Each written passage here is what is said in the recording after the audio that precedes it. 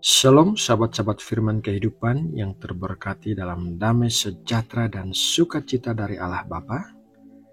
Selamat bergabung kembali dalam waktu saat teduh untuk sama-sama belajar firman Tuhan di channel Firman Kehidupan. Kiranya hari ini Tuhan memberkati kita dengan hati yang lemah lembut untuk menerima pengajaran firman-Mu. Sahabatku, sebentar lagi kita akan mulai mendengarkan firman Tuhan. Jadi mari kita sama-sama berdoa. Bapa Surgawi, hari ini kembali kami datang kepadamu, merendahkan hati kami untuk belajar darimu. Hati kami haus dan lapar untuk menerima berkat firman-Mu. Berbicaralah ya Bapa, dan ajarilah kami jalan-jalan yang berkenan kepadamu. Berkatilah kami dengan hikmat dan pemahaman akan apa yang kami dengarkan. Terima kasih ya Bapa, di dalam nama Tuhan Yesus Kristus kami berdoa. Amin. Sahabat firman kehidupan yang terberkati, kisah kehidupan Yusuf selalu menarik untuk dipelajari. Dimulai dari jubah warna-warni yang dibuatkan ayahnya untuk Yusuf, kecemburuan saudara-saudaranya telah membuat Yusuf dilemparkan ke dalam sebuah sumur kering yang merupakan awal dari penderitaannya yang panjang. Mari kita baca Kejadian 37 ayat 23 sampai 24. Baru saja Yusuf sampai kepada saudara-saudaranya, mereka pun menanggalkan jubah Yusuf, jubah maha indah yang dipakainya itu.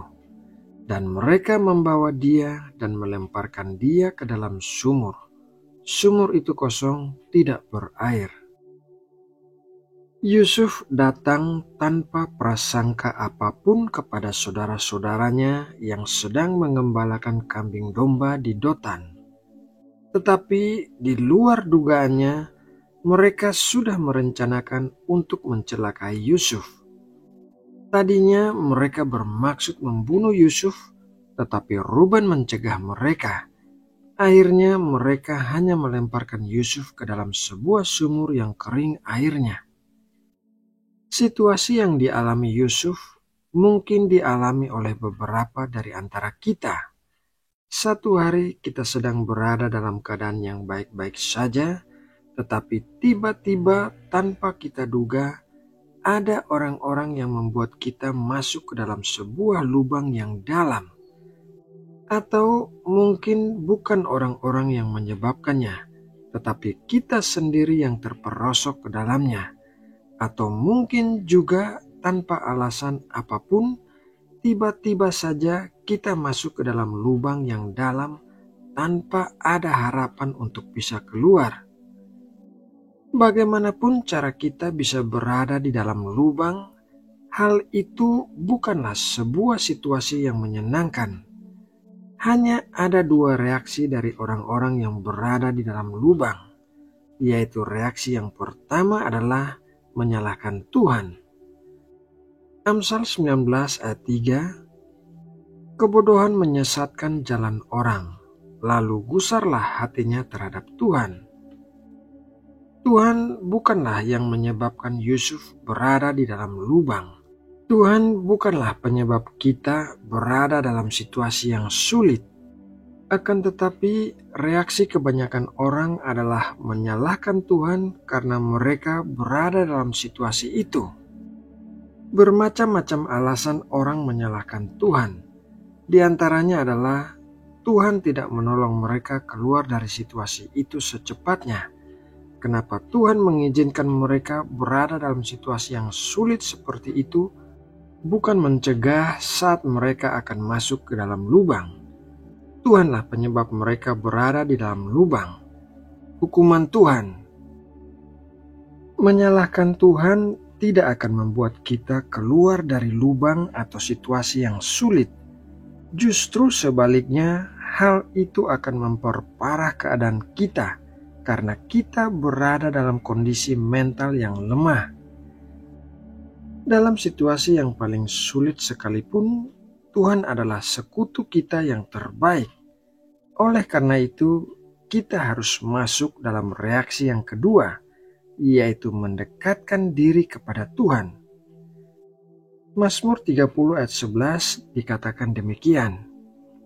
Dengarlah Tuhan dan kasihilah aku. Tuhan jadilah penolongku. Di sepanjang kisah Yusuf, kita tidak pernah membaca bahwa ia menyalahkan Tuhan karena ia dilemparkan ke sumur oleh saudara-saudaranya, dijual menjadi budak ke tanah Mesir, dimasukkan ke penjara oleh tuannya, dan tidak diingat oleh juru minuman yang ditolongnya di penjara. Tetapi sebaliknya, kita bisa mengetahui bahwa Yusuf tetap memelihara hubungannya dekat dengan Tuhan karena ia tidak mau melukai hati Tuhan saat istri Potifar membujuknya untuk melakukan dosa. Mendekatkan diri kepada Tuhan akan memberikan kita kekuatan untuk bisa menghadapi situasi yang paling sulit sekalipun. Yusuf sudah membuktikan bahwa karena kesetiaannya kepada Tuhan, ia bisa keluar dari lubang yang dalam sampai akhirnya ia diberikan posisi sebagai orang kedua di bawah Firaun yang memerintah seluruh tanah Mesir. Yusuf juga tidak membiarkan dirinya berada dalam lubang dendam terhadap saudara-saudaranya yang sudah mencelakai dia. Sahabat firman kehidupan yang dikasihi Allah, sikap kita saat kita sedang berada dalam lubang yang dalam akan menentukan kemana kita akan pergi setelah keluar dari lubang itu. Apakah kita akan menyalahkan Tuhan, menyalahkan orang-orang, atau justru kita mendekatkan diri kepada Tuhan dan membiarkan Tuhan memberikan promosi bagi kita?